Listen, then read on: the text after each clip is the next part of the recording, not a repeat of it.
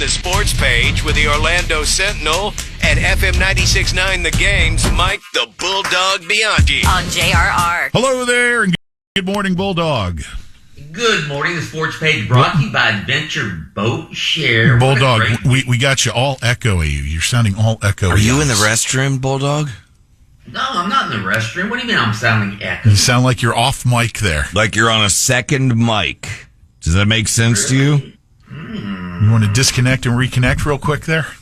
All right, I'll disconnect. Do that real quick, and we'll kill time here while he's. Yeah, we got you covered. We'll talk some sports action. It'll be all right. So, do we want to start with the non-sports stuff? And it's lights out at the F1 desk. We go to our F1 insider, Taco Bob, live from Abu Dhabi after the F1 season came to a conclusion yesterday morning. And as predicted, Max Verstappen, look, I didn't even have to Google it because I did last night. Max Verstappen, on my flight back from Abu Dhabi, Max Verstappen strapped on another win. But the big story was what?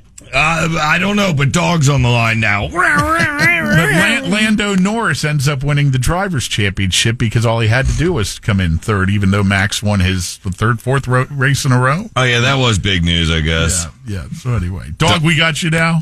Am I still echoey? No, you're perfect now. Way Dog. better. All good. Oh, good. You missed the F1 desk, though. It was an incredible insight on the recap of the long F1 season. Abu Dhabi, you know. Other non-football news before we get into all the football and college football playoffs. Hated Inter Miami wins the MLS Cup. Messi finally wins that one, so good for him. And bad news for the Magic. Not only did they lose to the Knicks yesterday afternoon, 106-100, but the Franz Wagner, looks like it could be a serious injury. He landed awkwardly on a fast break alley-oop in the first quarter against the Knicks yesterday. Grabbed his knee immediately, was helped off the court by his brother, and they're going to have an MRI today. Hopefully it's not season ending, but it didn't look good. No. I mean, it went backwards, dude. We had that Magic watch party going yesterday. I'm like, uh-oh. Bob was like, uh-oh. And we were all like, uh-oh. And, yeah. Right. Yeah. Not a... No, and Franz is obviously key to the Magic's, playoff hopes, championship hopes, all of that. So hopefully everybody sends some positive vibes into the atmosphere, and hopefully Franz turns out to be okay. All right.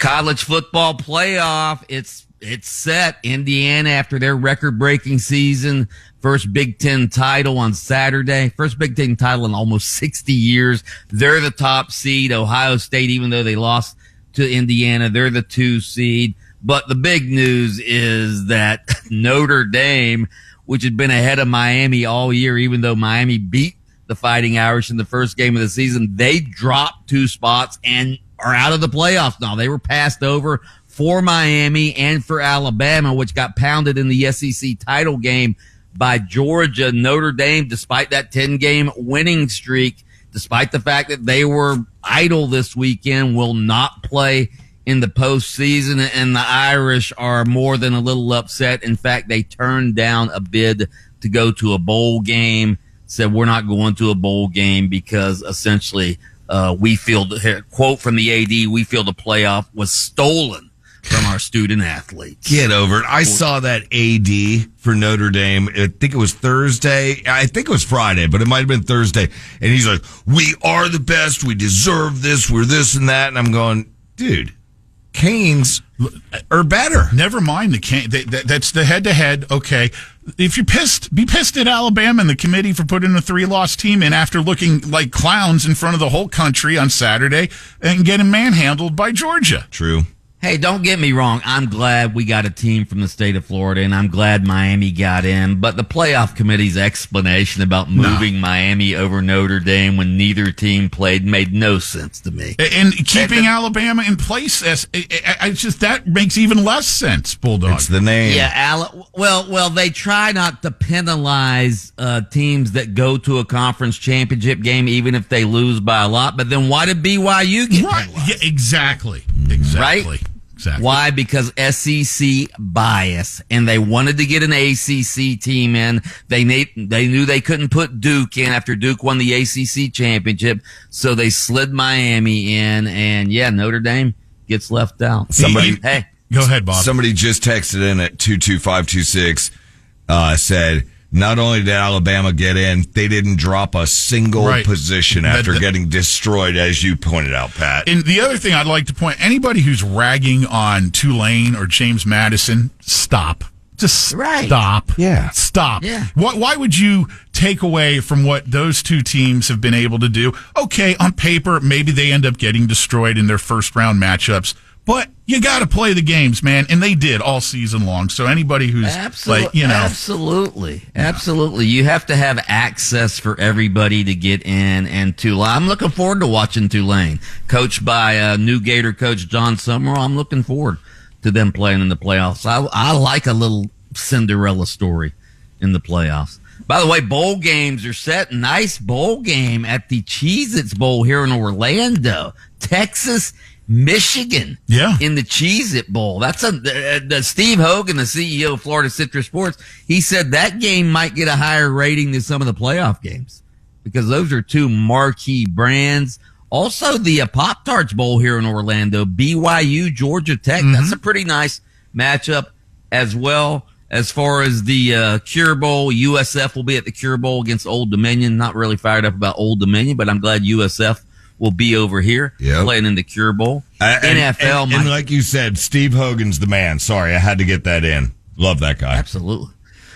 Jaguars, my Jaguars romp over the Colts 36-19. They take they're in first place now in the AFC South, and doesn't look good for the Colts. Daniel Jones, their quarterback, who's had a renaissance this year.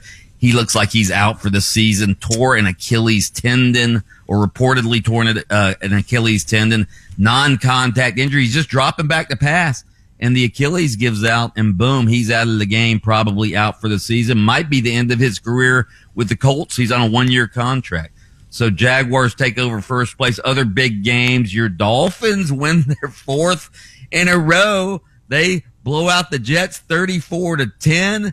They're still have an outside chance at the playoffs. The Dolphins have figured out how to play, all right? The secret to success, don't let Tua throw the ball very much and run the ball. What is A-Chain's update on the injury? Is he going to be all right? Or because they had a hell of a run. He went out with game. the rib injury yesterday. I'll tell you what, the guy that came in for him, Jalen Wright, the second-year running back from Tennessee, he gained 107 yards. A-Chain, before he went out, had 92 yards on 7 carries. Yeah. So he's on my fantasy team, dog. I'm a little concerned. I say, just man up, nut up, Mr. A-Chan. Hey, and Tua gets a cold weather win. Yay! Absolutely. That's because the Dolphins are a running team now. They're pounding the ball. Right. So, the Bucs not so good yesterday. They lose to the lowly Saints 24-20. I think that's their 4th loss in the last 5 games. They're tied at the top of their division with Carolina, but losing to the Saints, that's a bad loss, especially when you lose at home to the Saints. So the Buccaneers not looking so good. Other big games, the Texans beat the Chiefs 20-10 yesterday. The Chiefs are 6-7 now. They have about a 14% chance of reaching the playoffs now, so they're all but done. The Bengals and the Bills, what a game that was. The Bengals self-destructed again, man. Did you see? Yeah, absolutely. Yeah, and Josh Allen, again, a beast. Did you see his 40-yard run through the snow, scampering through the snow, outrunning everybody? It's ridiculous. He's a badass. Yeah. He is a badass. Steelers beat the Ravens to take control of the AFC North. They win that game 27-22. A couple of controversial calls. It looked like Ravens receiver Isaiah Likely actually caught a touchdown pass, but they said he didn't make a football move after he had possession of it. But the Steelers end up winning that. Bears lose to the Packers, so the Packers take control of the NFC North. Those are the big games in the NFL yesterday. What else we got? Eagles Chargers tonight for Monday Night Football. Oh, yeah, that's a nice game. Yeah. That's a really nice game. In Orlando yesterday, I guess they're having the baseball owners meetings in Orlando or something. Anyway, the dateline was that Jeff Kent made the Baseball Hall of Fame yesterday. Former San Francisco Giants player. You know who didn't make it, though? His teammate, Barry Bonds, did not make it. Yeah. So, okay. All right. What else we got? Well, Dog, I'm envious of you on your show, Game On with Brandon Kravitz this afternoon at 3 there on FM 96.9 The Game. Certainly a few things to discuss and debate, I'm sure. Absolutely. By the way, happy birthday to the late, great Greg Allman. Not gonna let him catch the midnight rider. Let's talk